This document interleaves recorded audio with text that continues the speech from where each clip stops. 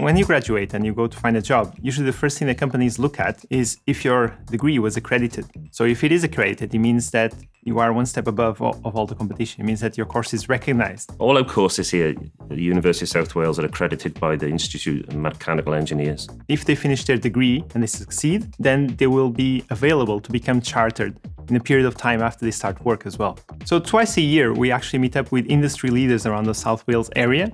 They basically give us some feedback about how we're building our courses. At the same time, through these conversations, we are also able to arrange some placements for students. We have very strong industrial partnerships with Tata Steel, which is just down the road from us, GE Aviation, and also Aston Martin.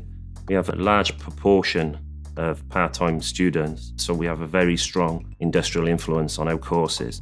So the facilities we have here at USW will allow the students to be prepared for when they go into industry. In this room, as you can see, we have the wind tunnel and the 3D printers, and we tend to use these in parallel. We're very proud of our 3D printing suite.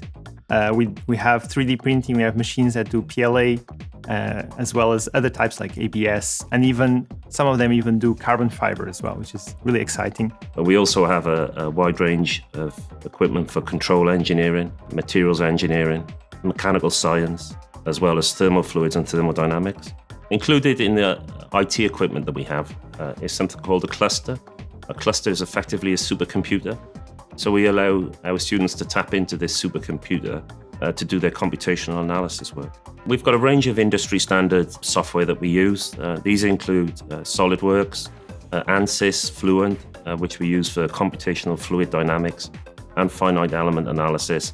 The equipment we use here at USW is exactly the same as you would see when you go out into the workplace. I would encourage students to take up engineering because it's not only fascinating, because engineering is always evolving, industry is always evolving, technology is always evolving, but also it's a very safe career choice. But it's a very broad area, there's so much to do in mechanical engineering.